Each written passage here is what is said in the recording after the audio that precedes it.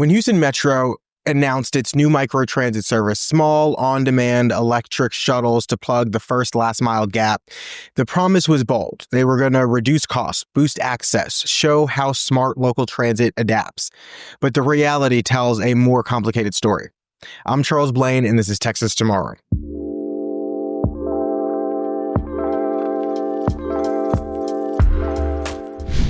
In Houston, Metro's Community Connector worked alongside the fixed route network to serve areas like downtown, the Heights, and near North Side, and other zones as well. And the thing is, critics who have reviewed this program point out that the pilot has spent millions of dollars without clearly releasing ridership or efficiency data. And I've been critical of the program as well. I recently wrote a story about it.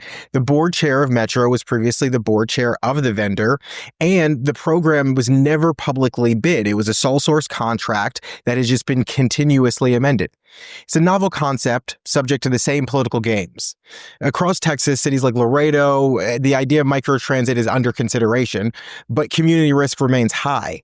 So Laredo did a study and they found that low expected ridership was going to come from their program, and they had concerns about long-term funding and the possibility of it replacing underperforming bus routes without sufficient data backing up that change as well. So there's a lot of concerns, and same statewide. Research shows that microtransit often costs more per passenger than standard buses when ridership is low, which negates the purpose. Here's what the problem looks like. Cost versus scale. Microtransit's logic works when many people ride it, but if you get only 3 to 4 passengers per hour, the cost skyrockets. Then there's a data disclosure issue because without ridership stats, cost per ride, shift by shift performance, public trust erodes. You can't trust a system that you don't know how it operates. And then Houston's service lacks full transparency. And it also has mission creep. Originally marketed as a supplement, some agencies use microtransit to replace fixed routes rather than complement them, raising equity and access concerns from some.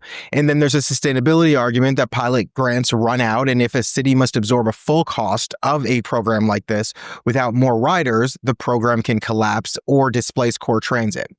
And then there's a neighborhood impact. In areas with less fixed route service already, microtransit can feel like a consolation prize and not a full transit solution that they deserve and that their tax dollars pay for. In Houston's case, the litmus test is simple. Are riders getting to work? Are they getting their medical care, groceries faster and cheaper? Is the system scalable? Is it upholding the public trust? Can we believe what we are being told about it? And I think that's the TBD. We don't know, to be determined, because the answers remain murky. Metro touts expansion into the Heights and the near North Side, but without clear outcome data, the claim of innovation stands on shaky ground. Even when I requested records from Metro, they sent me a bill for $630 and then argued that the rest should be withheld and asked the Attorney General for assistance. So if one of the largest metros cannot make microtransit transparent and effective, smaller cities should ask tougher questions before they start buying in. And citizens should demand to know answers as well, like how many riders are using it, what the cost per trip is, what happens when grants expire, what's the fallback plan for fixed routes. Innovation is vital, but it comes with accountability, especially at the local level. Otherwise, we're just going to be replacing one form of neglected transit with another expensive microtransit that's just going to operate in the shadows. Thanks for tuning in to this week's episode of Texas Tomorrow. Please like, share, comment, and let us know if there's something going on in your neighborhood that you'd like us to talk about.